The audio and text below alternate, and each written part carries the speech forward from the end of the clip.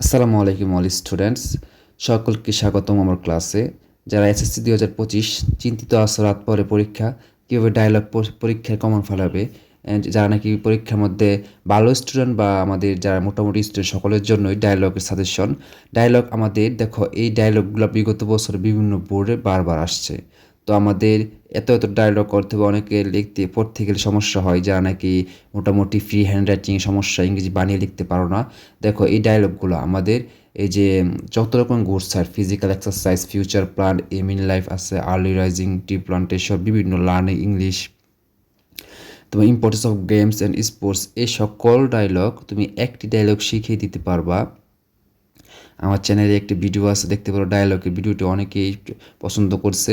এই ডায়লগের ভিডিওটি দিয়ে তোমার যে লিখতে পারো, যারা নাকি লেখা সুন্দর এবং একটু গুছিয়ে লিখতে পারো, আরও ভালো লিখতে পারো, 10 থেকে 10 পাইতে পারবো। আর যদি মোটামুটি করে লিখতে পারো, তুমি কমপক্ষে একটা 6-7 নাম্বার, খারাপ লিখতে 6-7 নাম্বার, তুমি যদি যেমন লিখছো তেমন লিখতে পারো, তুমি 8 নম্বর ধরতে পারো। আর আমাদের থাকো যে 1 থেকে 11 12, 13 এটা bad effects of smoking, about the causes and effects of water pollution, অথবা আমাদের যে কোনো আসতে পারে ড্রাগ এডিকশন বা ইডিটারেসি প্রবলেম, যে অশিক্ষা সমস্যা, এগুলো কি থাকতে পারে।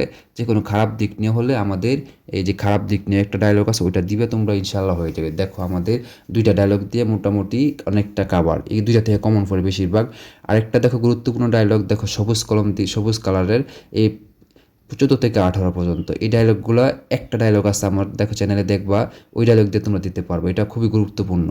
আর দেখো 19 এবং 20 অ্যাবাউট, এখানে 20 নম্বরটা বিশেষ করে এন্টিটি ডিসক্রিমিনেশন স্টুডেন্ট মুভমেন্ট 2024, এটা খুবই গুরুত্বপূর্ণ তোমাদের জন্য, এবার আসতে পারে।